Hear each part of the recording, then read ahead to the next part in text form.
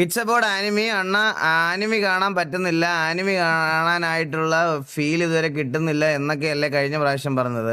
അണ്ണൻ ഈ മൂവി ഒന്ന് കാണാൻ ശ്രമിച്ചു നോക്ക്. ജസ്റ്റ് 2 അവറേ ഉള്ളൂ. എൻ്റെയൊക്കെ ഫസ്റ്റ് ആനിമി ഇത് തന്നെയായിരുന്നു. ഇത് കണ്ടു കഴിഞ്ഞാൽ മനസ്സിലാവും എല്ലാവരും എന്തുകൊണ്ടാണ് ആനിമി ഇത്ര ഇഷ്ടപ്പെടുന്നതെന്ന്.